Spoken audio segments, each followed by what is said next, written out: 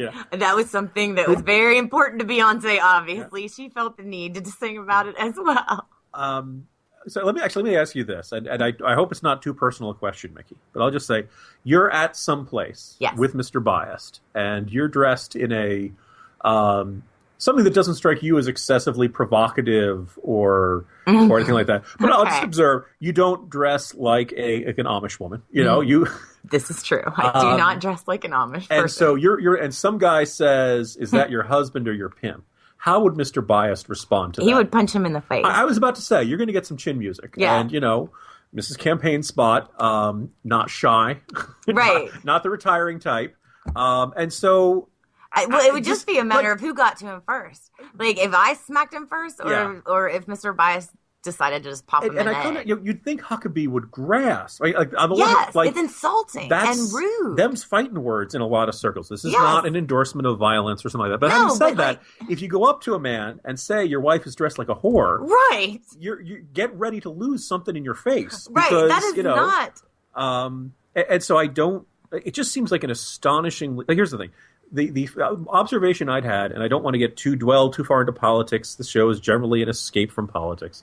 Mike Huckabee, because he's very funny and because he can be very charming, has this big cuddly teddy bear reputation. And if you think back, who are you hanging out with? If you think back to the 07, 08 campaign, Mike Huckabee, I would say it's a mean streak might be a harsh way of putting it, but a little bit of a nasty twist the knife, he can go after somebody tone. And I think this is a good reflection of it. That makes sense. But like I said, it's just weird to me that, this is something in a battle that someone who is so pro-marriage, so pro-life, or claims to be, would decide to go after a married couple that works together and has a family and is successful. Jay-Z sang about the pain of a miscarriage. I mean, this is not... Yeah. There are much worse examples to go after. And you can't help but get the suspicion that you go after Jay-Z and Beyonce and the Obamas for the way they're raising their daughter. One, I guess we're not interested in winning many African-American votes. Right. And that there are a lot of people who might be receptive to other ideas Mike Huckabee has that they're going to tune out because he comes across as a judgmental jerk on this sort of thing. Yeah, he comes across as being very prejudiced because prejudice usually comes from a lack of knowledge. He clearly has very little actual knowledge of his subjects, or he wouldn't be saying what he says. Well, if we're going to go after rap stars for being bad role models, Chris Brown still won. Right. I mean, like there are some that are locked up for murder. There are things like that they could be more concerned with. Who was the one who kept having sex with underage women on stage? Oh, that was R. Kelly. There you go. There are much worse people. I'm like, oh, you mean R. Kelly? About. Yes. Oh, that guy. Yeah. I'll let the lawyers check over that section later. We are not responsible for any of the things that come out of our mouths. Yeah.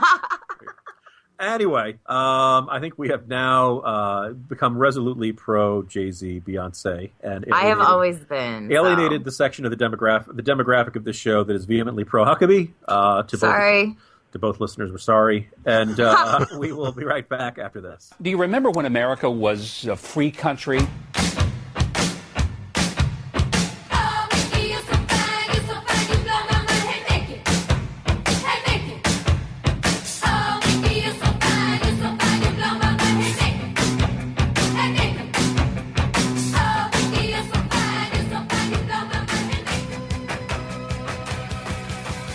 Welcome to the closing segment of the Jim and Mickey Show. I am Jim Garrity, joined by Mickey White. I am looking at our show rundown here, and it says Golden Globes, and I'm fairly certain it has nothing to do with a Princess Leia's outfit in Return of the Jedi. Some or awards. J-Lo in the case of this week. So that other awards show that isn't the Oscars, or I guess you could say the preseason for the Oscars. Yes, and we did talk about when the Golden Globe nominations came out. Mm-hmm. So I felt like it was important to kind of go back after seeing Let me make air quotes as you say important. But yes. I know. I thought it was important, air quotes, to go back and kind of discuss what actually ended up happening. Because there were a lot of predictions, and there were actually quite a few surprises. In the sense that Selma was, everyone really thought, and still does believe, by the way, going into the Oscars, that Selma is the front runner. That's not what happened at the Golden Globes. And Selma was only, you could almost say they were snubbed because they only received, I think, one award, and that was for the music. So that was kind of interesting. The movie that won Best Picture, Boyhood, I originally I wasn't familiar with it.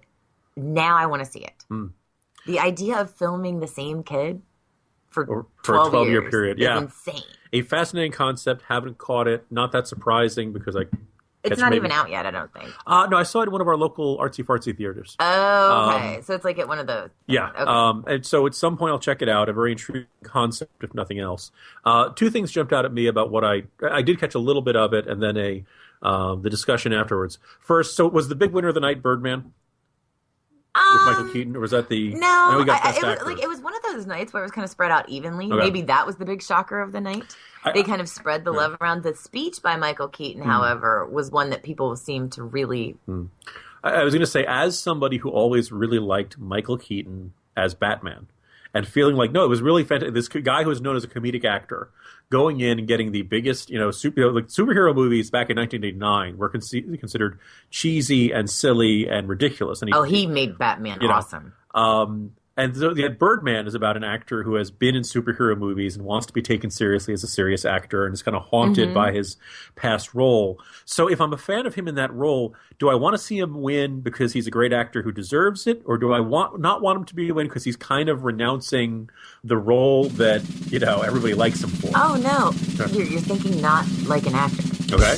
They all love this film. This film could end up doing better at the Oscars if it's on the list. And I say this only because it's a movie about them and their struggles. Okay. All right. There you go. The struggle is real. Acting is hard. Yes, yeah. And it's about them. So for them, this is like their 12 years a slave. Okay. So actors are like, oh, this is fantastic. This speaks to me. I love this movie. I was going to say, I have always wanted to make a movie about a heroic movie critic. Who in a Die Hard style situation, rises to the occasion and kills terrorists, and the movie would get phenomenally good reviews because it depicts movie critics as heroic people. Exactly. See, same concept. There you go. And my other observation was that my understanding is that, if not everybody, certainly Clooney did, and a bunch of people mentioned Charlie Hebdo. Yes. And, the other big story coming out of the weekend was nobody from the Obama administration bothering to go either to Paris or the entire 6 blocks to the rally in D.C. But to see Hollywood respond so strongly was nice, and because, of course, a reminder: this is the American Foreign Press. That's true, and it's their award. So the Je suis Charlie means a lot more to some of those people in the room, as far as the journalists, than certainly our. Again, my air quotes are out. Journalists. Well, so it was nice to see people actually at least, standing in solidarity. I thought that was cool. One of the kind of funny and sweetest moments was when Gina Rodriguez won for Jane the Virgin. She was so far back in the room that it took her 2 minutes just to get to the stage. And I was flipping back and forth between the Golden Globes and the football game, but I just happened to catch this particular part. They announce her name, and they start panning to the front part of the audience. She's not in that front part. She's not even in the second part. She was so far back, they ultimately ended up running her up a side alley. Give her a second. She's up in the balcony. So obviously, how they seat people isn't always apparently retrospective of how they're going to. Sitting in the back doesn't mean you're not going to win. Right. And I don't know who planned that out. Someone's going to have a conversation with the seating chart people because it took her a while to get there, but. And her speech was very sweet and, talk about American dream type situation and what she's doing. And she showed a great deal of love for her family. So it was a really sweet moment, I think, with her on stage. Yeah. On the one hand, there's a certain cynicism. We know a lot of these awards are, well, whose turn is it? Sometimes they get it really for a life. This way.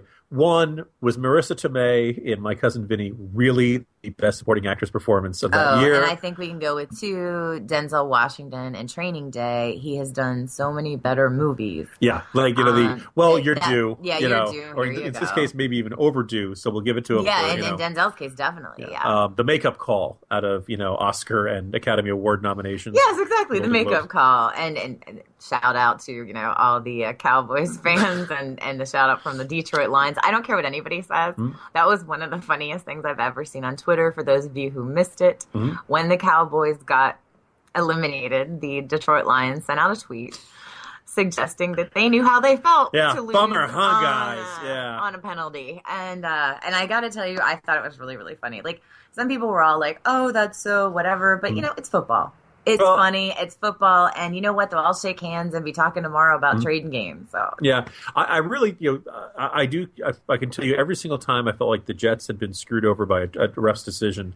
I am sure somewhere out there'll be a Seattle Seahawks fan who will remember that game in 1998 in which Vinny Testaverde's helmet went across the goal line. And because there was a football on the side of the Jets' helmet, the ref seemed to think that was the football. That was close enough. Look, we've all had the calls go that's the for thing. us. The idea that we believe it's that like life. Cosmically, you're not always going to get the calls, but you have to accept that karma comes back around. And even in life, sometimes you get to make good calls. Exactly. The idea that cosmically this does all balance out in the end, as opposed to it really stinks to lose a playoff game on that sort of thing. But again, you can't spend that much time. Now, the league may go back and double check the rules and try to clarify these sorts of things. Traditionally, people had always thought you catch the ball, you come down 2 feet in bounds. Things are getting really complicated in the NFL right now. I swear to God, I don't think they know all the rules right now that are happening. There have been so many calls this year that have been questionable and suspect. I think that's going to be one of the more interesting things in the offseason. Yeah. Well, the obscure rule, I understand it, is that if you catch it, the moon is rising over Saturn, and you've not made a controversial statement in the pregame show. So, excellent. Very good. All of those things have happened. Just wanted to take a second here as we're wrapping up, as Jim likes to call it, the fastest hour of our week of the Jim and Mickey Show. I want to say some thanks out to everyone who's been listening, been sharing, retweeting, and sharing it on Facebook and other social media. Thank you so much to the bloggers who have reviewed us. We really appreciate it. We have some fantastic things upcoming in 2015, and we hope that you will all stick around and be a part of it. One of the best things I can announce to you is you can always find us on iTunes now, courtesy of the 405 Radio. So thanks to John Grant for setting that up. And you can also find us at Vigilant Liberty Radio, and you can find us on Spreaker there. So there's no excuse for not listening to the Jim and Mickey Show anymore. Wherever you are, that's where we are. Can't wait to talk to you next week. I'm Mickey White. He's Jim Garrity. Have a great week.